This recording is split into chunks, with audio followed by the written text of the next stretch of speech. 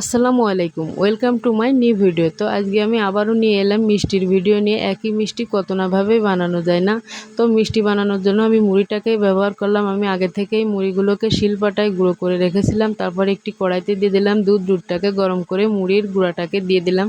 এটাকে আমি সুন্দরভাবে ডোটাকে তৈরি করব। এই যে আমার সুন্দরভাবে ডোটা তৈরি হয়ে গেছে। এরপরে দিয়ে দিলাম 2 টেবিল চামচ সয়াবিন তেল। আপনারা চাইলে ঘিও ব্যবহার করতে পারেন। অন্যদিকে আমি দিয়ে দিলাম হাফ কাপ গুঁড়া দুধটা আমি একটু আমার ডোটার অনুযায়ী দিয়েছি। আপনাদের ডোটা যদি একটু বেশি হয় তো গুঁড়া দুধের পরিমাণটাও বেশি দেবেন। তারপর দিয়ে দিলাম ডিম অল্প অল্প করে মেশাতে হবে। যেমন ডোটা কিন্তু একবারেই রেডি হয়ে গেছে। এরপরে আমি হাতে একটু সয়াবিন তেল দিয়ে শেপগুলো তৈরি করে নেব। তো এই যে আমার সবগুলো শেপই তৈরি হয়ে গেছে। আমি গোল শেপ দিয়েছি, আপনারা চাইলে লম্বা শেপ দিতে পারেন। এরপরে আমি একটি কড়াইতে দিয়ে দেবো তেল।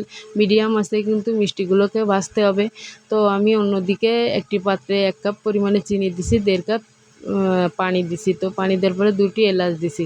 তারপর আমি চিনি শিরাটাকে তৈরি করে নিলাম। এই যে আমার মিষ্টিগুলো কিন্তু একবারে রেডি। আমি এবার শিরার ভিতর দিয়ে তো আমি এটাকে 5 থেকে 10 মিনিট জাল করব। এই যে আমার মিষ্টিগুলো কিন্তু একবারেই পারফেক্ট হয়েছে। দেখেন অনেক সুন্দর সফট হয়েছে মিষ্টিগুলো। তো আমার ভিডিওটা যদি ভালো লাগে থাকে অবশ্যই একটা কমেন্ট